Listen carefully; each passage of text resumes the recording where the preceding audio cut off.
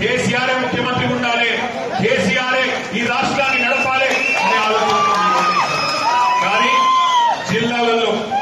జిల్లాలలో కాంగ్రెస్ పార్టీ పెట్టిన ఆశలు, కాంగ్రెస్ పార్టీ ఏదైతే అరిచేతిలో వైకుంఠం చూపెట్టిందో దాన్ని కొంతమంది మన సోదరులు నమ్మినారు.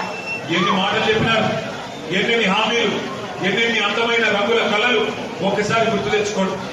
కేసీఆర్ గారు 2000 పెన్షన్ ఇస్తే నేను 4000 ఇస్తా. కేసీఆర్ గారు ఇంట్లో ముసలమ్మకో ముసలయ్యకో ఇస్తున్నాడు, నేను ఇద్దరికీ ఇస్తా. ఒకరికి కాదు, ఇద్దరికీ ఇస్తా.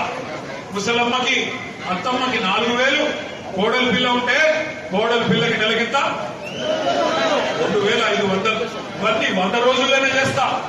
100 రోజులు 100 రోజులు సినిమాలకి శత దినోత్సవం పండుగ చేసినట్టు మా ప్రభుత్వం రాగానే 100 డేస్ లోపల, 100 రోజుల లోపల, శత దినోత్సవం నిండే లోపల మొత్తం 6 గ్యారెంటీలు అమలు చేస్తా.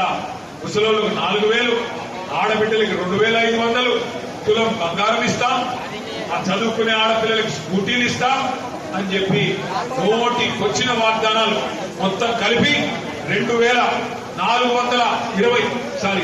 420 హామీలు ఇచ్చి ఇక పెట్ట జైలు, అగ పెట్ట జైలు.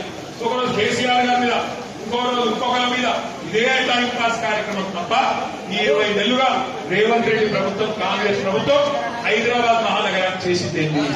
నేను మిమ్మల్ని అడుగుతా ఉన్నా, శేర్లింగంపల్లిలో ఇక్కడ ఎమ్మెల్యే గారిని గెలిపించిన మీ పిల్లగాడు లేకపోతే సాయంత్రం ఏటో దోస్తు ఇంటికి పోయి ఆయన రాత్రి 10 అవుతాను ఫోన్ చేసి కొడుకుకు, అరే ఎక్కడున్నారో ఇంకా రాకపోతుంది అంటే, నేను ఎక్కడ ఉన్నానో అక్కడే ఉన్నాను. మీకు ఏమనిపిస్తుంది?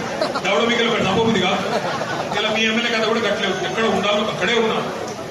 దాంతో అది తెలియదు, ధైర్యం లేదా? సరిపోతలేదా? ఎందుకు? బై ఎలక్షన్ వస్తుంది, మరి రేపు పార్టీ మారిన పార్టీ ఫిరాయింపు మీద సుప్రీంకోర్టు ఇప్పటికే 4 దొబ్బులు దొబ్బింది. ఎక్కడ బై ఎలక్షన్ వస్తుందని భయమా? మరి నిజంగానే నీ రేవంత్ రెడ్డి పీకి పందిరేస్తే, నిజంగానే నీ కాంగ్రెస్ ప్రభుత్వం చాలా గొప్పగా పనిచేస్తే తెలుసుకో, టికెట్ రా, శేర్లింగంపల్లి నియోజకవర్గంలో కొట్లాడు, ఎవరు గెలుస్తారో